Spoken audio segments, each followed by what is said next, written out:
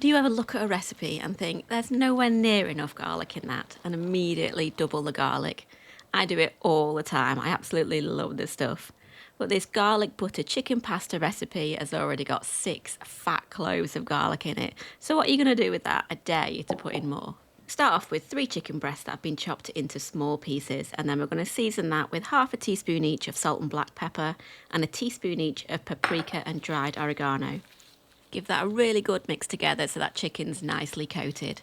And then we want to heat a large frying pan over a medium heat and add in a tablespoon of oil. Once that oil's heated up, add the chicken to the pan, and then we're going to cook that so it's just about cooked through and it's lovely and golden.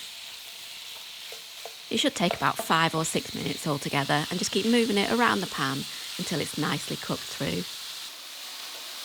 That coating on the chicken will ensure it gets a really lovely colour on it.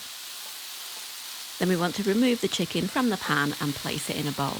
And we're going to use that same pan to make the rest of the recipe. So into that pan, which should still be on a medium heat, add in 2 tablespoons of unsalted butter. And then we're going to melt that down and add in a finely sliced onion. We want to fry that together for about 2 to 3 minutes until those onions start to go translucent. Next in goes the garlic. So we've got 6 fat cloves of garlic that you want to peel and mince up and then add into the pan. We're also going to add in some dried parsley here. I like to do that so that the sauce has got some lovely green speckles in that reminds me of garlic bread. So we add in 2 teaspoons of dried parsley, or you can replace it with some freshly chopped parsley if you prefer. Next in it goes some chicken stock. So we've got 960ml, which is about 4 cups of chicken stock. We need to have plenty of chicken stock in there to cook the pasta in.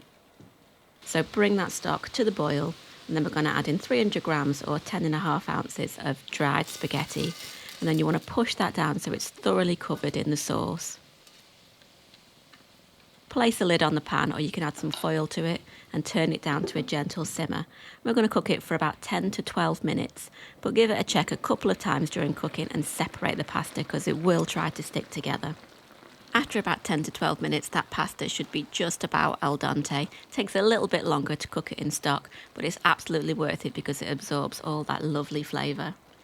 Then we're going to add in 80ml or a third of a cup of double or heavy cream, plus 50 grams, which is about half a cup of parmesan. Give it a little stir together and then add that cooked chicken from earlier. And then we're just going to heat through for a further 2 to 3 minutes, stirring a couple of times until that chicken is heated through. You should find this dish is nice and saucy. You don't want it to be a dry pasta. So if you feel like you need to add a little bit more sauce, you can add in another splash of cream.